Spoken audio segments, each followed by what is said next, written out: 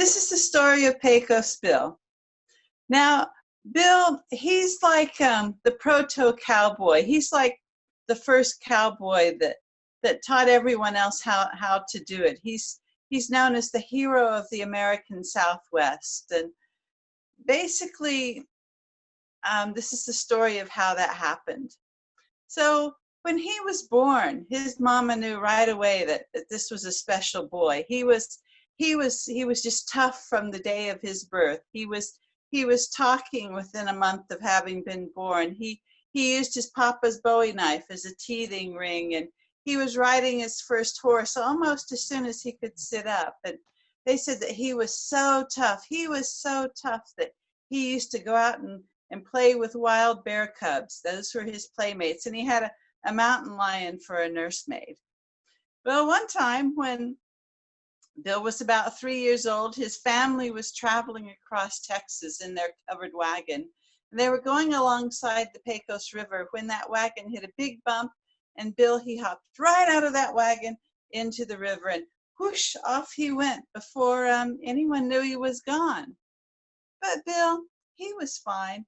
That current took him down to the bank of the river, and he pulled himself out, and he was standing there dripping and drying himself off when up came a whole pack of coyotes, and they gave him a good sniff, and they decided they liked how this boy smelled. And now one or two of the older ones were going, well, he is a human, but oh, Mama Coyote, she put her paw down. She said, nope, I like the way this boy smells. We're keeping him.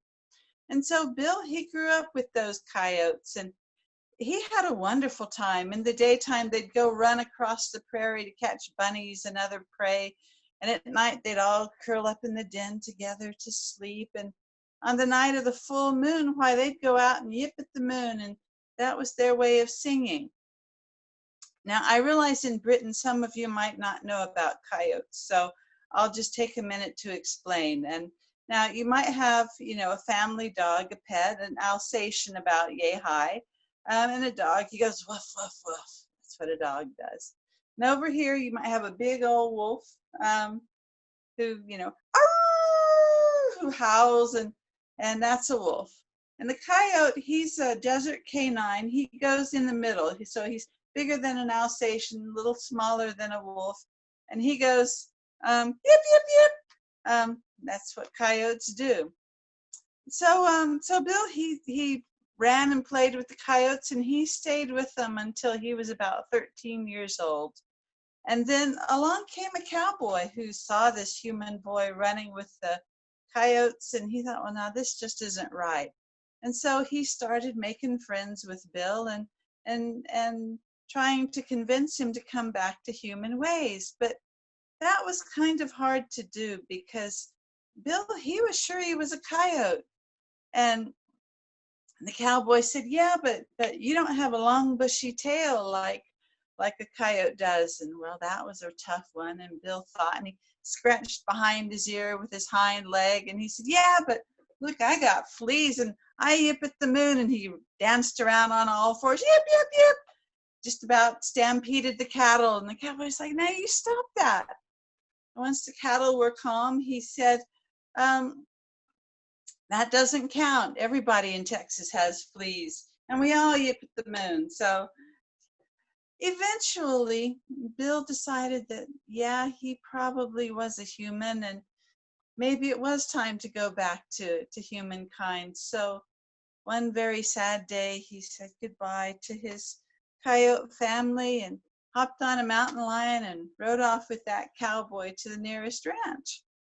And he's riding along, and he finds himself a nice big rattlesnake, and he gives it a shake, and he says, I'm going to call you Shake.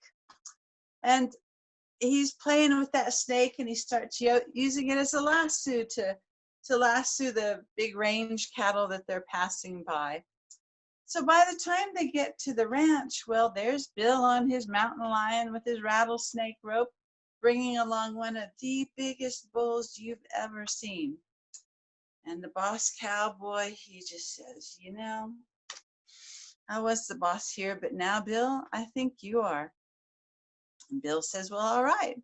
Bill, he was fine. He did his best, as he always did, and he taught those cowboys and those cowgirls pretty much everything they know today. How to move the cattle from one place to another, how to find the grass and the water, how to use a lasso to rope a cow or a bull. And for some reason, cowboys and cowgirls, they prefer ropes to rattlesnakes. I don't know why, but anyway, he taught them pretty much all they knew. And that was a good living until one year there was a really bad drought. And it was a really bad drought. And at first everyone said, it'll rain eventually. It always does. But it didn't rain. And they said, well, that's all right. We've got these springs. They never run dry. Well, they ran dry. And the old ranch hands, they said, now, if you want water, you follow the birds and the bees. You watch them and go where they go. Well, there weren't any more birds or bees. They'd all gone away. And the grass dried up and blew away. And those range cattle that can survive just about anything, well, they couldn't survive this. They were just bags of bones. And the coyotes and the cowboys, well, they didn't have anything to eat. And Bill knew if this didn't change, everyone was going to die. And so he went looking. He went looking for that water. He looked up at that big blue Texas sky, clear blue from one horizon to another, not a drop of water or a speck of cloud anywhere.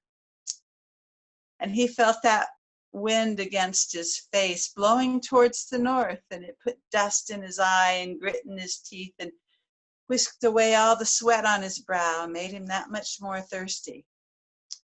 But he looked where that wind was going, and up there, up north in Oklahoma, there was a big rotating column of cloud, a big old storm, a monster of a twister, and it was sucking in all the rain and water, and that was what was causing the drought. And Bill said, that's my water, and I'm going to go get it. So he hopped on that mountain lion, and off he went up to Oklahoma to get that storm.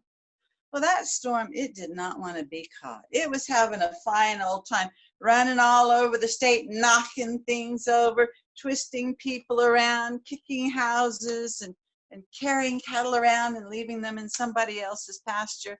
It was having a great time. It wasn't going to let this little flea of a cowboy stop him, so he starts throwing lightning bolts at Bill. Well, Bill, he just grabbed one and rode it up to the top of that storm and jumped on it and started riding it like it was a bucking bronco. Now, those of you who have actually ridden bucking broncos will know that the trick is to get into the rhythm of the animal and then use your knees and press in to push it and turn it. And Bill, he was going to turn that storm south. It didn't matter what it took. Well, that storm, it wasn't going to turn. And so they fought and they bucked and they roared all over the place. But slowly but surely, Bill turned that storm south and south and south into Texas.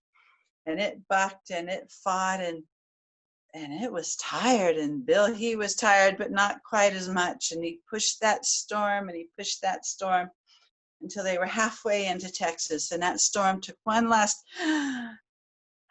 and just let go.